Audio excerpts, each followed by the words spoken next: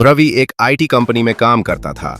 लंबे वक्त बाद अपने गांव लौटा था। शहर की भागदौड़ ने उसे थका दिया था। गांव की मिट्टी की सौंधी खुशबू और सादगी की चाह में वो कुछ दिन आराम करना चाहता था। वो जब बस से उतरा तो उसके बचपन की गलियों से होकर गुजरने लगा। रास्ते में पुराने पोस्ट ऑफिस के बाहर एक बूढ़ा पोस्टमैन बैठा था, वही श्याम बाबू जो रवि के बचपन में चिट्ठियां लाया करते थे। रवि ने मुस्कुराकर प्रणाम किया। श्याम बाबू बोले, तू वही रवि है ना? बहुत बड़ा हो गया बेटा, आपको याद है मुझे?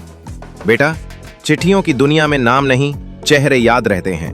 बातों ही बातों में श्याम बाबू ने जेब से एक पुराना लिफाफा निकाला, बिना किसी नाम के, बिना किसी पते के। जैल जा, ये लिफाफा 2 महीने पहले मेरे डाकघर की खिड़की में पड़ा मिला था। खाली था, अंदर कुछ नहीं, बस सामने लिखा था, जो भी इसे पढ़े वो दादी से मिलने चला जाए।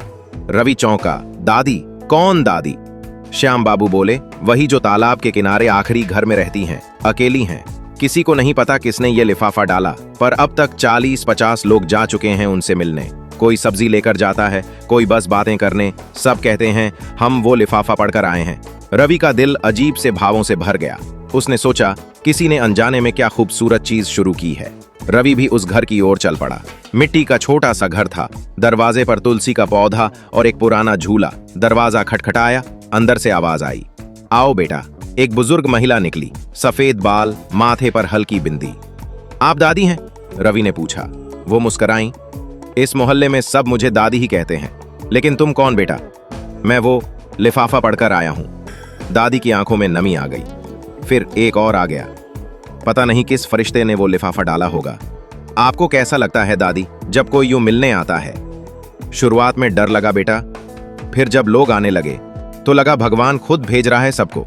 अकेलेपन की आदत तो थी, मगर अब हर दस्तक में उम्मीद होती है। रवि उनके साथ बैठ गया। घंटों बातें हुई। उस दिन वो सिर्फ किसी की दुआओं का हिस्सा बना। जाते हुए दादी बोली, बेटा एक बात कहूं, हादी, लिफाफा वही रहने देना, शायद किसी और की जिंदगी भी बदल दे।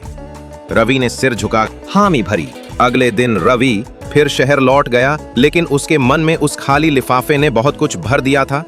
कुछ अच्छाइयां बस एक इशारा बनकर आती हैं और इंसानियत को फिर से जगा जाती हैं। वो चुपचाप की गई भलाई, जिसकी गवाही सिर्फ ईश्वर देता है।